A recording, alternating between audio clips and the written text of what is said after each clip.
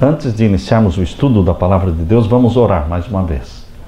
Pai querido que estás nos céus, na Tua presença estamos em busca de graça, em busca de perdão, em busca do Teu abraço, em busca do Teu amor, de maior intimidade contigo, amizade contigo.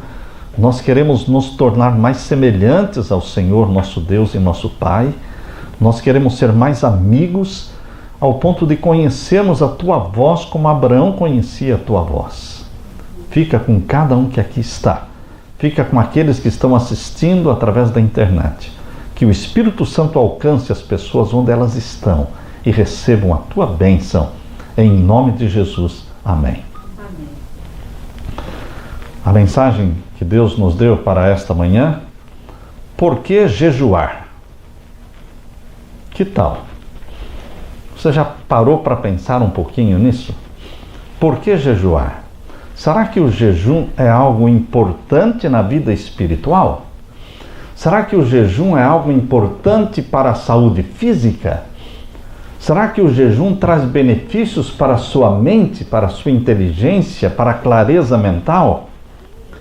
Você consegue escrever num pedaço de papel algumas razões ou alguns motivos pelos quais você ousaria jejuar? Eu digo ousaria jejuar porque não é fácil jejuar. Jejuar requer uma determinação, uma força de vontade, uma coisa assim muito séria. Porque a coisa mais difícil na vida de um ser humano é ficar sem comer, porque dói a barriga. Dói a barriga, dá fraqueza e você fica pensando somente na comida. Queridos, está provado cientificamente que existem benefícios espirituais, mentais e físicos no jejum. Vamos começar falando sobre os benefícios físicos do jejum. Eu li sobre o médico que ganhou o Prêmio Nobel de Medicina deste ano de 2016, o ano passado. O nome dele é Yoshinori Ohsumi. Yoshinori Ohsumi. Ganhou o Prêmio Nobel de Medicina em 2016. Por quê? O que é que ele fez? Ele descobriu os benefícios do jejum. Veja só. Ele descobriu o processo e o mecanismo que ocorre, chamado de autofagia. Autofagia é o mecanismo em que as células começam a comer a si mesmas. Autofagia é o processo quando a célula começa a comer as partes ruins, as partes que prejudicam, as partes que foram danificadas. E ela vai se renovando, vai rejuvenescendo, cura enfermidades. Por isso valeu um Prêmio Nobel de Medicina para ele. Número 1, o jejum desintoxica o corpo. Um jejum de 24 horas, ou seja, de almoço até o almoço, ou da janta até a janta, ou do de jejum da manhã até o de jejum da manhã do outro dia, um jejum de 24 horas com água, porque o bom jejum inclui a água, você não pode tirar a água, possibilita que o organismo realmente faça uma faxina, possibilita a autofagia, o processo das células se comerem. Ele é um mecanismo importante na autolimpeza que existe em todas as células do nosso corpo. Assim, um dia inteiro de jejum, uma vez por semana, pode dar ao corpo um tempo para sua própria manutenção com muito mais profundidade, tornando-o mais saudável, disposto e rejuvenescido. Um jejum semanal é uma benção para refazer, fecha para balanço e aí começa de novo. É um reinício. Cada semana, quando você faz o jejum, é um reinício. Porque aquilo que era de ruim foi realmente limpo, foi feita a faxina. Número 2, o jejum pode curar doenças. É sabido que o jejum diminui o risco de problemas cardiovasculares. O jejum ajuda na limpeza da gordura depositada no interior dos vasos sanguíneos. O jejum também reequilibra os níveis da insulina, melhora inclusive a sensibilidade das células para a sua ação. O jejum também ajuda a curar os processos de inflamatórios, reduz a pressão arterial, pode ajudar em quadros de epilepsia e de câncer. Esses são só alguns dos benefícios, pois há uma infinidade de benefícios no jejum. Número 3. O jejum desenvolve domínio próprio. Não consegue fazer jejum quem não desenvolver domínio próprio, porque ele vai comer. Então, o processo do jejum, que você fica 24 horas sem comer, você tem que se policiar. Você tem que dominar o seu apetite. Você tem que aprender a dizer não para si mesmo, não para suas vontades.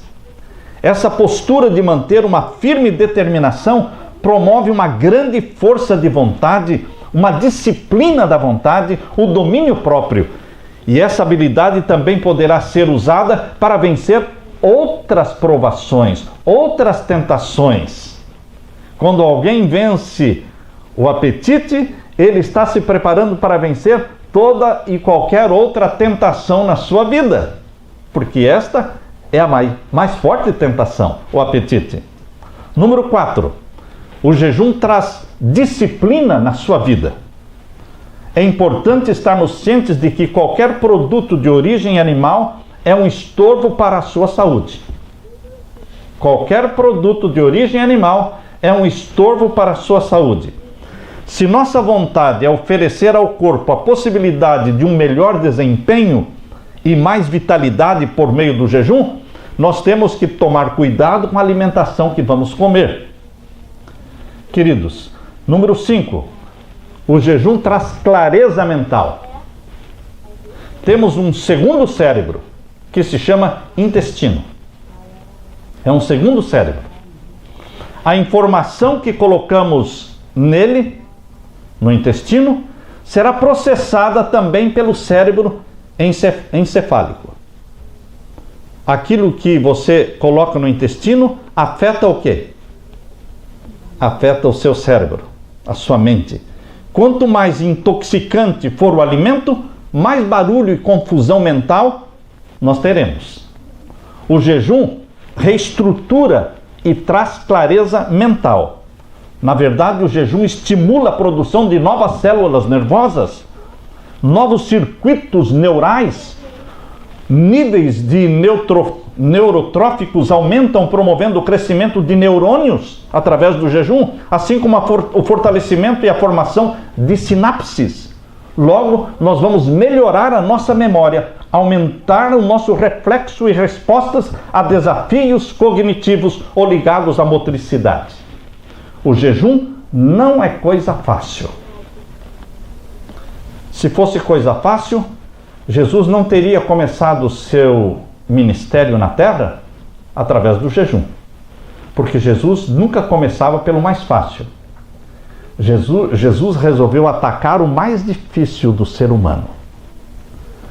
Ele foi batizado com 30 anos e ali ele foi conduzido pelo Espírito Santo. Abra sua Bíblia em Mateus capítulo 4. Mateus capítulo 4, vamos ver aqui o que aconteceu quando Jesus Cristo foi batizado. Vamos ler a capítulo 4, o verso 1 em diante. Mateus capítulo 4 e o verso 1 em diante. Então, foi conduzido Jesus pelo Espírito Santo ao deserto para ser tentado pelo diabo. O capítulo 3 termina falando do batismo de Jesus. E o capítulo 4 está falando que então, depois de batizado, Jesus foi conduzido pelo Espírito Santo ao deserto para ser tentado pelo diabo. E tendo jejuado 40 dias e 40 noites, depois teve fome. Jesus começou pelo mais difícil. Mais difícil para você e para mim. Não é fácil para ninguém, irmãos. Não é fácil para ninguém. Adão e Eva pecaram por causa do apetite. Vocês se lembram? Era o comer do fruto da árvore proibida. Alguns dizem que era o sexo, não. Era fruto da árvore mesmo. A sexualidade nunca foi pecado. Deus não colocou pecado na sexualidade. Era sagrada, porque foi dada por Deus no jardim do Éden. O fruto proibido era realmente o fruto da árvore do conhecimento do bem e do mal, que eles não deveriam tocar. Mas ele comeu. E eles foram expulsos do jardim do Éden por causa do apetite. Vocês se lembram dos habitantes antediluvianos nos dias de Noé? A Bíblia diz em Mateus 24:38, Mateus 24:38 diz que eles comiam, bebiam, casavam-se e davam-se em casamentos. Até que veio o dilúvio e destruiu a todos. Ou seja, por que os antediluvianos nos dias de Noé foram mortos, destruídos? Por causa do apetite. Comiam, bebiam, casavam-se e davam-se em casamento. Não é pecado comer e beber, mas quando a pessoa vive para comer e vive para beber, intemperantemente, descontroladamente, usando aquilo que é prejudicial à saúde, ele fez do estômago o seu Deus. Os habitantes de Sodoma dizem em Lucas capítulo 17, verso 28. Lucas 17, verso 28 diz que os habitantes de Sodoma e Gomorra, e aqui a Bíblia usa uma expressão igual à dos dias de Noé, porque lá descrevendo os habitantes de Sodoma e Gomorra, Lucas 17, 28 diz, comiam e bebiam também. A mesma expressão. Queridos, e se nós fôssemos descrever a nossa sociedade moderna, a geração dos nossos dias, com esse monte de restaurante, com essa enormidade de lanchonetes e de fast food e de mercados, queridos, hoje a nossa sociedade também está vivendo para comer. Por isso existe fome no mundo, porque tem gente que come a comida dos outros. Existem países passando fome, porque aqui nos Estados Unidos e no Brasil também, come-se muito mais do que deveria se comer. Se todos comêssemos pouco, daria para todo mundo comer, o mundo inteiro. Portanto, queridos, a queda de Babilônia, diz em Daniel capítulo 5, a cidade de Babilônia caiu numa noite de comida, bebida e orgia. Belsazar, o rei, estava lá numa festa, num carnaval, comendo, bebendo e se banqueteando. Foi quando Babilônia foi destruída, foi tomada pelos medos e pelos persas. Esaú foi seduzido por um prato de lentilha.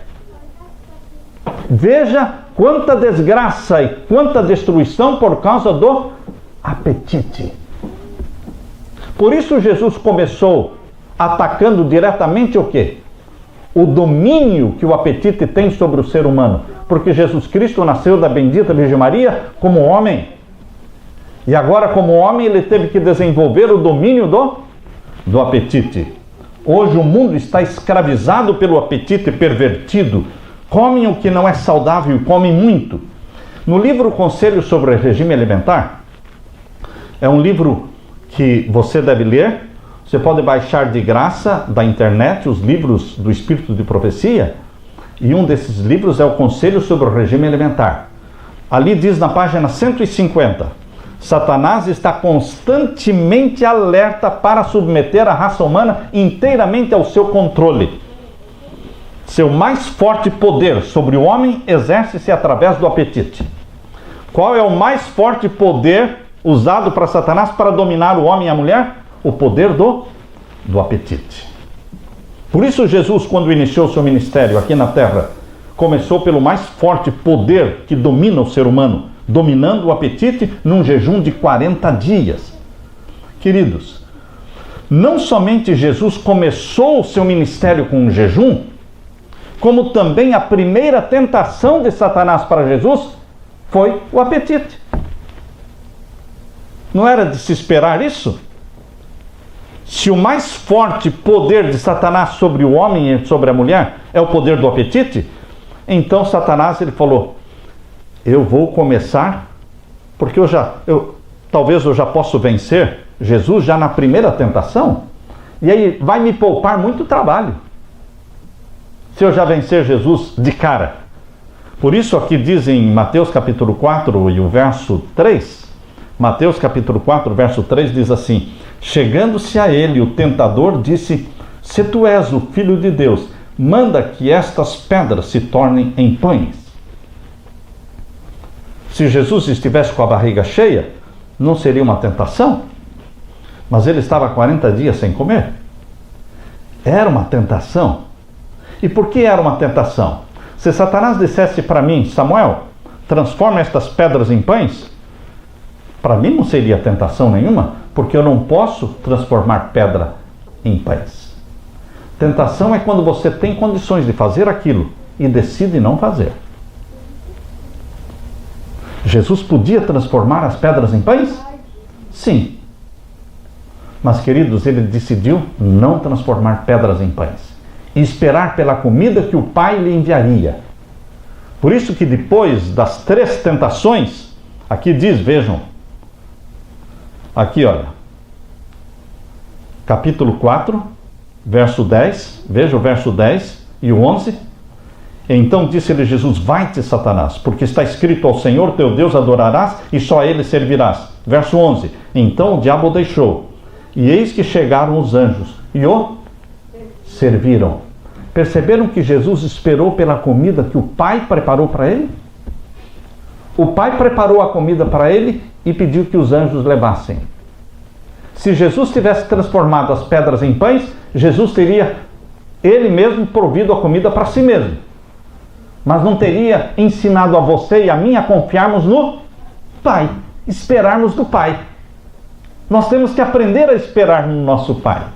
Ele provê, ele prometeu. Foi assim com o maná durante os 40 anos no deserto. O povo de Israel tinha que esperar das mãos do Pai o maná todas as manhãs. E por que Deus, o Pai, não dava o maná para a semana inteira ou para o mês inteiro? Por que ele dava somente para um dia? E a pessoa tinha que sair toda manhã, bem cedinho, antes do sol nascer, colher o maná. Diariamente, não podia aguardar de um dia para o outro.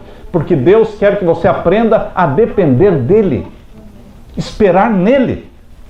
Queridos, no livro Conselho sobre o Regime Alimentar, página 151, diz assim, o comer muito e o comer alimentos que não são saudáveis excita o sistema nervoso e debilita o poder do cérebro, tornando-se impossível pensar com calma e racionalmente.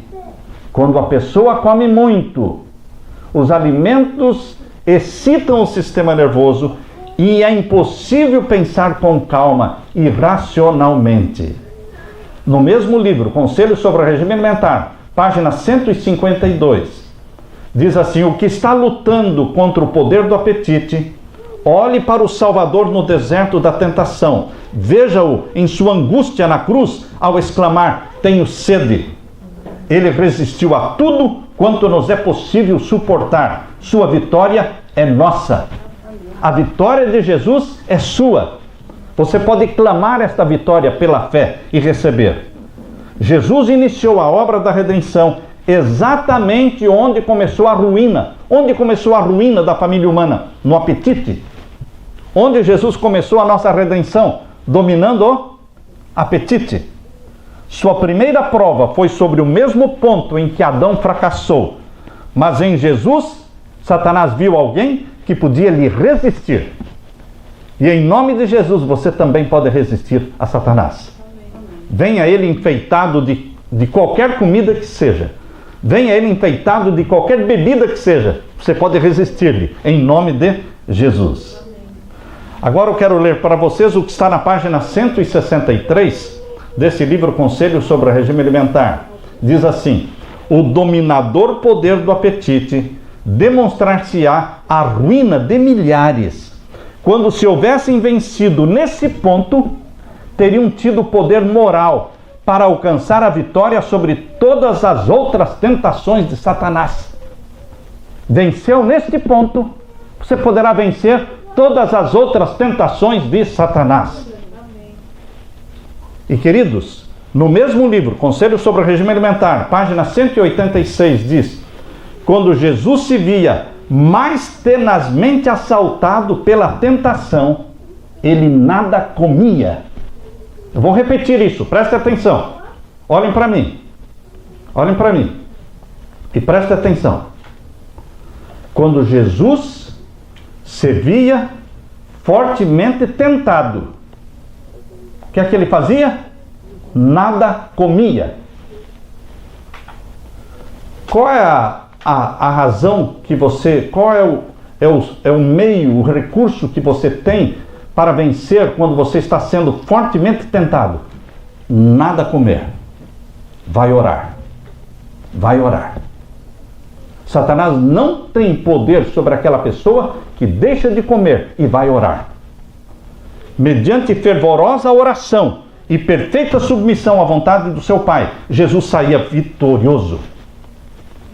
No ano de 1985, irmãos, nós estávamos trabalhando na cidade de Manaus.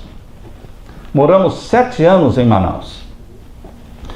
Nós chegamos em 1984 em Manaus. Em 1985 tivemos ali um concílio de pastores e o convidado para fazer as palestras para os pastores foi o pastor Moisés Nigre. E nas palestras ali, Moisés Nigre, o pastor, contou a experiência que ele tinha de dedicar um dia por semana para orar pela família. Um dia por semana. Ele iniciou seus jejuns semanais depois de ter lido um artigo escrito pelo Dr. James Dobson. O Dr. James Dobson escreveu um artigo onde, nesse artigo, o Dr. James Dobson conta que em 1971 ele e a esposa começaram a jejuar um dia por semana pelos seus filhos, quando eles eram crianças ainda. Por que James Dobson decidiu jejuar pela sua família? Em 1969, quando James Dobson estava escrevendo o livro Ouse Disciplinar, ele estava muito ocupado, com muitas atividades, escrevendo um livro sobre educação de filhos, Ouse Disciplinar, mas ele não tinha tempo para os seus filhos. Eu me lembro muito bem do que aconteceu comigo também. Em 1974, o Anderson nasceu em 1974, né? Quando o Anderson nasceu, eu estava tão preocupado em fazer sermões, eu estava preparando uma semana de lar e família. Eu estava fazendo os sermões de lar e família, eu estava tão ocupado em preparar os sermões de lar e família, que eu não tinha tempo de ir no hospital visitar a Leila com o bebê Anderson. Veja que ironia, eu estava preparando os sermões de família e não tinha tempo para ir no hospital? Queridos, nós podemos às vezes estar fazendo o trabalho de Deus e esquecendo o principal, que é a nossa esposa, nossos filhos, nossa família. Isso aconteceu com James Dobson também. Então, queridos, um dia o pai de James Dobson escreveu uma carta para ele. E veja esta carta que o pai de James Dobson escreveu para ele. Dani era filha de James Dobson, era filhinha. E o vovô escreveu, não é? Dani está crescendo num mundo que está num declínio moral muito maior do que aquele em que você cresceu. Eu tenho percebido que é uma grande ilusão pensar que os nossos filhos serão cristãos sinceros simplesmente porque os seus pais são cristãos. Ou somente porque esses pais estão orando pelos seus filhos. Porém, essa oração pelos filhos exige tempo. Tempo que não pode ser sacrificado inteiramente no altar das ambições profissionais. Dobson escreveu o pai dele para ele: se você falhar nesse ponto, você poderá fazer sucesso no seu trabalho, mas que será um fracasso no seu lar. Realmente, queridos, o mundo em que nós estamos vivendo hoje é um mundo muito pior, muito excessivamente mais corrupto e imoral do que aquele mundo em que nós crescemos quando éramos crianças, há 30 ou 40 anos atrás. Outro ponto é que nós podemos estar amando e reverenciando a Deus enquanto estamos esquecendo os nossos filhos. A história do sacerdote Eli na Bíblia, a Bíblia conta que ele perdeu seus filhos, Ofni e Finéias, estão perdidos, porque o sacerdote Eli não deu tempo, não cuidou. Fazendo o trabalho de Deus, pensou que os filhos estavam salvos. Não, nós temos que dedicar tempo, e não só tempo, oração, não só oração, jejum. Lembram-se quando Jesus disse para os seus discípulos que eles não conseguiram expulsar um demônio, porque existem demônios que não basta só orar, mas tem que haver também jejum. Queridos, se nós queremos salvar a nossa família, nós não temos que só orar pela nossa família. Nós temos que marcar um jejum semanal. Escolher um dia na semana para fazer um jejum pelos filhos, pela esposa, pelo nosso lar. A missão de conduzir nossos filhos na fé cristã pode ser comparada com a corrida de bastão. A corrida de bastão é aquela corrida onde participam 3 ou 4 pessoas e o que vem correndo com um bastão na mão tem que entregar na mão do outro, mas para que não percam tempo, o que está esperando, o que está correndo, começa a correr junto com ele. Começa a correr junto com ele para pegar o bastão na velocidade e continuar. Mas a tragédia é quando ele derruba o bastão, quando cai o bastão no chão. Aí a corrida está perdida. Queridos, eu entendo que a nossa missão como pais é passar o bastão do Evangelho e da salvação em Jesus para a mão dos nossos filhos.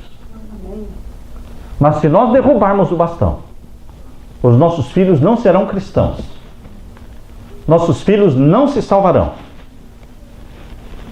Por isso, tendo consciência de quão difícil é educar os filhos para o Senhor Jesus, tendo consciência de que os filhos estão cercados por influências maléficas, pela televisão, pela internet, sabendo quão difícil é para os filhos escolherem a pessoa certa para se casar, nós temos que jejuar pela esposa e pelo marido dos nossos filhos quando eles ainda são pequenos. Muito antes do tempo deles escolherem o companheiro para a vida, nós temos que já estar jejuando pelo marido da nossa filha, pela esposa do nosso filho. Por isso, esta oração foi feita por James Dobson. E ela foi mencionada pelo pastor Moisés Nigri. E eu pedi para o pastor Moisés Nigri uma cópia do artigo de James Dobson. E ele me enviou. E ela foi publicada na revista Ministério. E esta é a oração de James Dobson, que eu vou ler para vocês. E que deve ser a nossa oração. Senhor, aqui estamos novamente. O Senhor sabe tudo o que nós necessitamos antes mesmo de pedir. Mas me permita uma vez mais pedir. Nós estamos orando pela nossa saúde, pelo nosso ministério, pelos nossos queridos. Por favor, coloque essa nossa súplica no topo da lista. Conserve o círculo da nossa família inquebrável. Corrija os nossos erros e falhas como pais. E neutralize as influências desse mundo mau, influências que poderiam destruir a fé dos nossos filhos. Especialmente nós pedimos, Senhor, a Tua presença e envolvimento junto aos nossos filhos, quando eles estiverem na encruzilhada para decidirem se andarão ou não nos caminhos do Senhor. Naquele momento, eles estarão além dos nossos cuidados, longe de nós, e nós humildemente pedimos que o Senhor esteja lá. Envie naquele momento um bom amigo, um bom líder, para ajudá-los a fazerem a escolha certa. Eles já eram teus antes de nascerem, e agora nós os entregamos de volta ao Senhor pela fé, sabendo que o Senhor os ama muito mais do que nós os amamos. Para esse propósito, nós dedicamos este dia de jejum e oração, em nome de Jesus. Amém. Um jejum por semana. Eu não escolho fazer. O jejum deve ser feito num dia em que você pode passar despercebido. Que as pessoas não percebam que você está jejuando. Mas a sua esposa vai perceber. Os seus filhos vão perceber. E as crianças vão perguntar: por que o papai não está comendo conosco hoje aqui na mesa? Elas vão perguntar.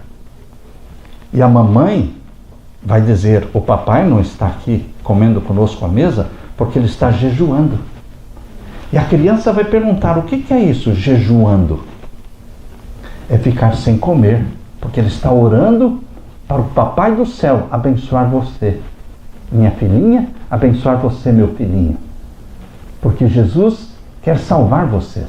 E o papai está orando e jejuando para que você seja salvo, seja conduzido, seja abençoado e que nós possamos ser uma família que vamos para o céu juntos. Em 1985, irmãos, quando eu assisti aquela mensagem do pastor Moisés Nigre, lá em Manaus, eu tomei a decisão de começar a jejuar uma vez por semana, pela minha família, pela minha esposa, pelos meus filhos, pelos netos que um dia viriam. Orar pelo marido da minha filha, que ainda tinha seus 9, 10 anos. Orar pela esposa do meu filho, que era solteiro ainda. Orar pelos netos, que ainda não existiam. Queridos, há pessoas que perguntam: como é que os seus filhos permanecem fiéis na igreja? Meu filho também é um pastor. Minha filha é fiel, casada com um filho de pastor. Meu filho é casado com uma filha de pastor. Estão todos firmes na igreja, todos fiéis a Jesus. Os netinhos estão sendo educados nos caminhos do Senhor. Tudo isso é coincidência? Não. Isso é resposta de Deus a orações e jejuns. Não jejum uma vez por mês ou uma vez por ano, mas jejum semanal. Dedicando, consagrando a esposa para Jesus, consagrando os filhos para Jesus. Queridos, o jejum semanal nos conserva perto de Jesus. O jejum semanal desenvolve domínio próprio. O jejum semanal nos dá clareza mental. O jejum semanal, ele mata as células cancerígenas do nosso corpo. Elas são comidas. E você é rejuvenescido. O jejum mental, semanal, ele vai trazer bênçãos físicas e bênçãos do Espírito Santo na sua vida. Ouse em nome de Jesus, escolher um dia na semana para jejuar pela sua esposa, pelo seu marido, pelos seus filhos. E quando Jesus Cristo voltar, com alegria, você poderá olhar para Jesus e falar: Senhor, eis-me aqui com os filhos que o Senhor me deu. Vamos juntos para o céu. Amém, irmãos? Eu deixo com vocês este desafio e que Deus te abençoe. Amém? Amém. Deus seja louvado.